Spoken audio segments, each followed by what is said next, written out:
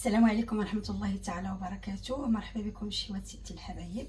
اليوم ان شاء الله الرحمن الرحيم غادي نديروا واحد الشوربه.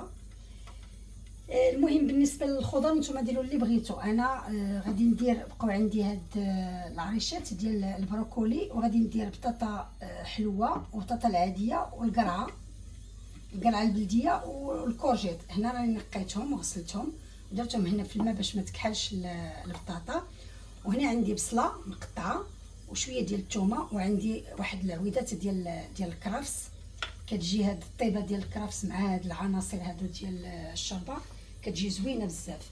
هنا عندي واحد لاستوس اللي غادي نزيد، هذا خاص بيا. غادي ندير هنا لي زيبينار، غادي نشحرهم مع الثومه ونقطع عليهم شويه ديال الربيع، وغادي نوريكم واش غادي ندير بهم في الاخر. بالنسبه هنا للتوابل، كاينه عندي معلقه ديال الزبده، وعندي هنايا شويه ديال العطريه ديال راس الحانوت اولا المروزيه اللي عندكم، غير هي ما تكثروش فيها بزاف. هنا عندي السكينجبير، الا عندكم سكينجبير طري كان احسن، وهنا معلقه ديال الزبده. اذا بسم الله على بركه الله غادي ندوزو للتحضير. غادي نصفيو هاد البطاطا هادي من بعد ما صفينا ديك الخضره.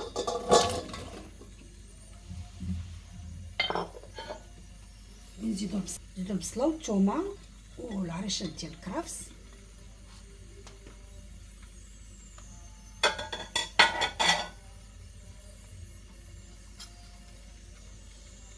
الزبده، نزيدو هاد العناصر هادي.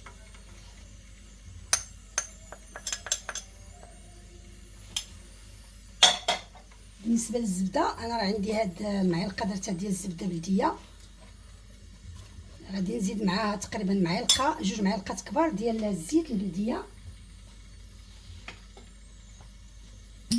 وغادي نخلي هاد العناصر كلها تشحر.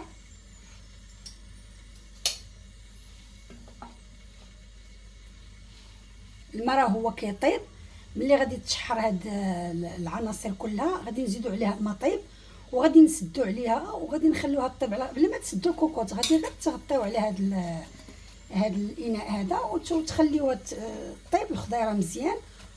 وغادي نتلاقاو ان شاء الله في الجزء اللي غادي نوريكم لي زيبينار شنو غادي ندير بهم. اذا بعد ما تشحر كاينه هاد الخضيره هادي كما كتشوفوا. اذا غادي نزيدو دابا الماء، غادي نزيدو الماء طيب حتى غادي نغطيو هذيك الخضيره صافي، غادي نغطيو عليها، غادي نخليوها طيب. وغادي ندوزو دابا ان شاء الله للتحضير ديال لي زيبينار. غادي ندوزو للتشحار ديال هذوك لي زيبينار. غادي ناخذ واحد شويه ديال الزبده،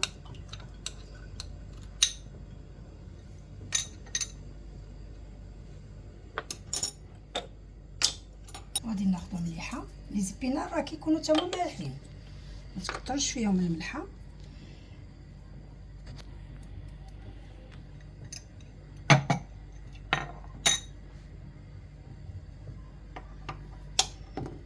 نديرو شويه ديال الثومه،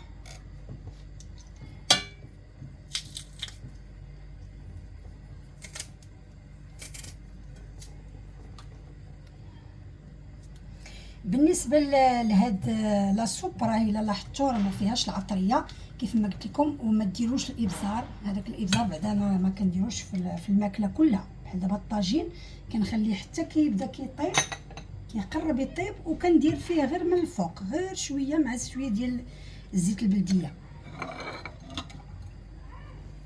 غادي نضيفوا هذوك لي زيبينار.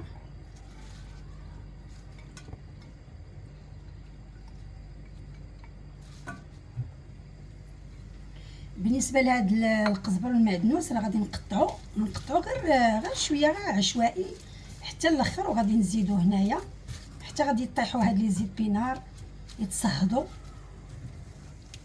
ما بغيتش نديرهم مع هذاك حيت الا طابوا صافي غادي تمشي لهم هذيك القيمه الغذائيه ديالهم. اذا غادي نقراهم غير واحد شويه حتى يطيحوا.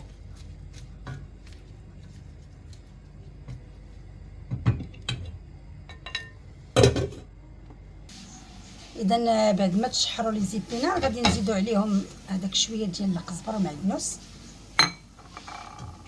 صافي. حتى هما راه غادي نخليهم فيهم ديك الطيبه ديال الخضوريه باش ما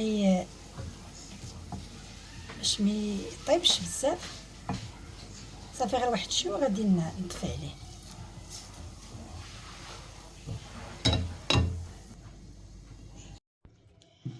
اذا غادي ناخذ الهاشوار وغادي نطحن فيه هذيك الخضره. الهاشوار انا حتى يلاه استعملته طحنت فيه لي زيبينار. بسم الله على بركه الله.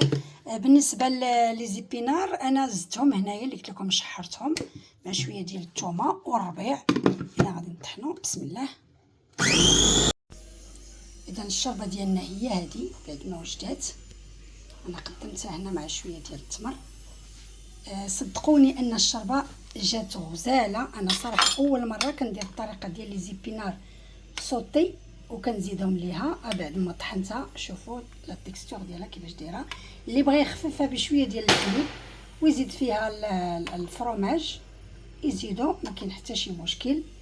اذا نتمنى ان الشهوه ديال اليوم تنال الاعجاب ديالكم. ما تنسونيش من اللايك والتعليق، وشكرا للناس اللي كتخلي تعليق زوين. والى اللقاء ان شاء الله في شهوه اخرى من شهوات ستي الحبايب.